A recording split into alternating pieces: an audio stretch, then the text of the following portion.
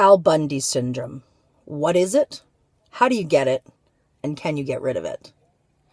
I don't know if any of you guys have ever watched the show Married with Children. I'm sure a lot of you have, and I'm sure that there's more of you that are a hell of a lot younger than me and have never heard of it, but maybe you've caught it in reruns. But one of my favorite kind of things on the show is what I call Al Bundy Syndrome. So basically what this entails is, if you've seen the show, Al really likes to relive his glory days in high school. Like, he was the football star in high school, and, he never misses a chance to let everybody know just how good he was in high school.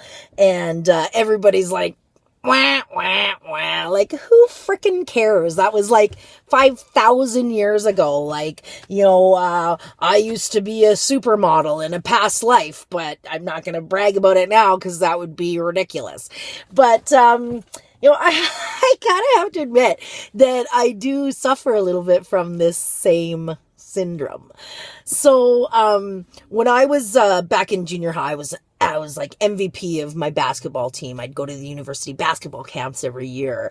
I was an avid track and field person. I did long distance running was actually my main sport, which is so funny to me at this point, because literally I probably wouldn't run from here to the fridge to get a drink right now. But back then I would run next to my boyfriend's truck, for hours and train out in the country where I grew up, and train for these provincials and regionals. And I would go every year and I would get first place, and I was just this sports person, and I got all my sports accolades. And my mom, who was the principal of a school and an English major, all she prayed for was an academic accolade, and all she got was sports, which never really floated her boat in the same way. But the funny thing about it to me is that I think we all do this to a certain extent, relive our past and where we came from. And, when I was young and I did this once, and, I remember the days. Well, guess what? They're gone.